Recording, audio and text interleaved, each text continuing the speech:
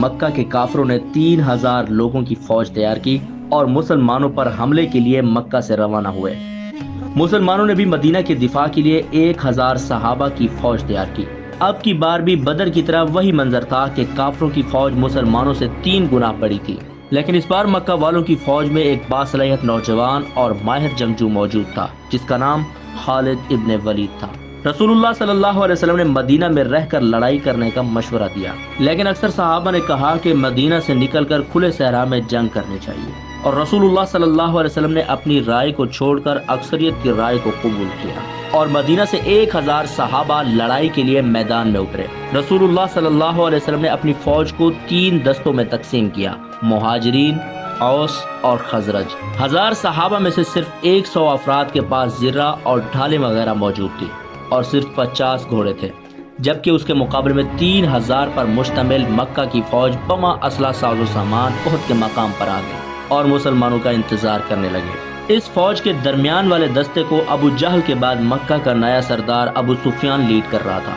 اور بائیں طرف کے دستے کو ابو جہل کا بیٹا اکرمہ لیڈ کر رہا تھا، جبکہ دائیں طرف کے گھڑ سوار فوجی دستے کو خالد بن ولید لیڈ کر رہے تھے۔ مکہ کے 3000 فوجوں سے لڑنے کے لیے جب 1000 صحابہ احد کے مقام پر پہنچے تو عبداللہ بن ابی، جو سب سے بڑا منافق تھا، اس نے کہا ہم تو نہیں لڑیں گے، یہ تو خودکشی ہے۔ عبداللہ بن ابی اور اس کے 300 ساتھی مسلمانوں کی فوج سے الگ ہو کر واپس چلے گئے۔ اب مسلمانوں کی تعداد صرف 700 رہ گئی اور ان کے سامنے 3000 کی فوج کھڑی تھی۔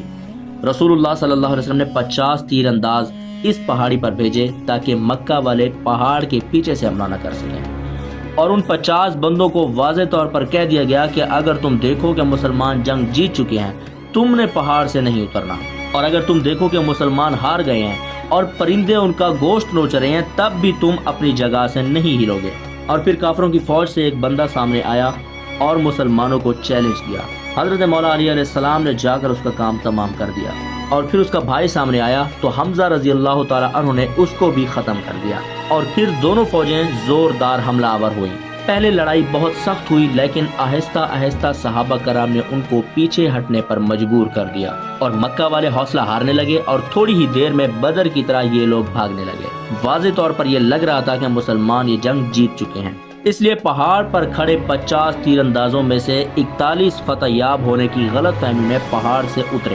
اور مال غنیمت اکٹھا کرنے لگے، اور پہاڑ کے اوپر صرف 9 تیر انداز رہ گئے۔ موقع کی تاب میں بیٹھے خالد بن ولید نے بر وقت حکمت عملی اپناتے ہوئے اپنے گھوڑ سواروں کے ہمراہ پہاڑ کے پیچھے سے برق رفتاری سے زوردار حملہ کر دیا، اور اب مکمل طور پر جیت ہار میں بدل گئی، کیونکہ مسلمان 2 فوجوں کے درمیان پھنس کر رہ گئے، اور آہستہ آہستہ بہت سارے صحابہ شہید ہو گئے، اور مسلمانوں کے مین جنرل عظیم سپہ سالار حضرت حمزہ رضی اللہ تعالی عنہ کو ایک حبشی غلام وحشی جو کہ ماہر نیزہ باز تھا نے شہید کر دیا۔ 2 فوجوں سے لڑائی کے وقت وہاں ایک افواہ پھیل گئی کہ محمد صلی اللہ علیہ وسلم کو شہید کر دیا گیا، اور یہ افواہ اس لیے پھیلی کہ خالد بن ولید نے جب پہاڑ کے پیچھے سے حملہ کیا تو ان کے ایک گروپ نے محمد صلی اللہ علیہ وسلم کے کیمپ پر حملہ کر دیا،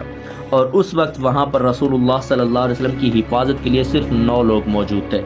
لڑائی اتنا شدید ہوئی کہ رسول اللہ صلی اللہ علیہ وسلم کے دندان مبارک شہید ہو گئے، لیکن حضرت طلحہ اور باقی صحابہ کرام رضوان اللہ علیہم اجمعین نے ان کو بچائے رکھا۔ 9 لوگوں میں سے جب 7 شہید ہو گئے تو کافروں کو لگا کہ انہوں نے رسول اللہ صلی اللہ علیہ وسلم کو بھی شہید کر دیا، کیونکہ انہوں نے مصعب بن عمیر رضی اللہ تعالیٰ عنہ کو شہید کیا، جن کی صورت رسول اللہ صلی اللہ علیہ وسلم سے بہت زیادہ مشابہت رکھتی تھی۔ ایسے میں مسلمانوں کی فوج کسی طرح وہاں سے نکل کر پیچھے ہٹی اور رسول اللہ صلی اللہ علیہ وسلم کی حفاظت کرتے ہوئے پہاڑ پر چلے گئے، اور پہاڑ کے اوپر دوبارہ صف بندی کی اور لڑائی کے لیے دوبارہ تیار ہو گئے۔ مکہ والے کیونکہ پہاڑ پر چڑھ نہیں سکتے تھے اور بغیر گھوڑوں کے چڑھنا محال تھا، کیونکہ مسلمان ان پر تیر برساتے، تو ابو سفیان نے فیصلہ کیا کہ بس اتنا ہی کافی ہے، ہم بس یہاں سے واپس مکہ جا رہے ہیں۔ جانے سے پہلے ابو سفیان نے حضرت عمر رضی اللہ تعالی عنہ سے پوچھا کہ ہم نے محمد کو قتل کر دیا صلی اللہ علیہ وسلم؟ تو حضرت عمر رضی اللہ تعالی عنہ نے کہا کہ نہیں، وہ بالکل ٹھیک ہیں،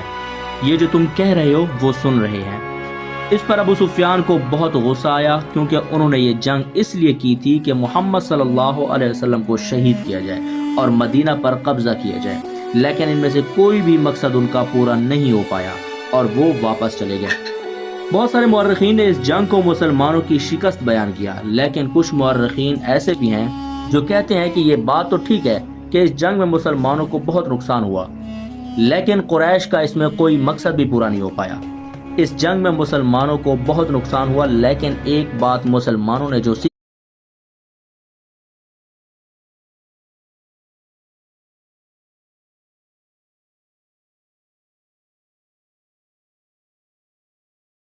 کو بہت نقصان ہوا لیکن ایک بات مسلمانوں نے جو سیکھی وہ یہ کہ جنگ کے دوران کبھی بھی اپنے لیڈر کی حکم عدولی نہیں کرنی، اور پھر آنے والے سالوں میں بڑے بڑے سپر پاورز کے ساتھ ان کی لڑائی میں کبھی بھی مسلمانوں نے کسی بھی لیڈر کی حکم عدولی نہیں کی۔ مکہ کی فوج واپس تو چلی گئی، لیکن اس بار ابو سفیان نے پورے عرب سے 10,000 کی فوج جمع کی اور مسلمانوں پر حملے کی تیاری شروع کر دی،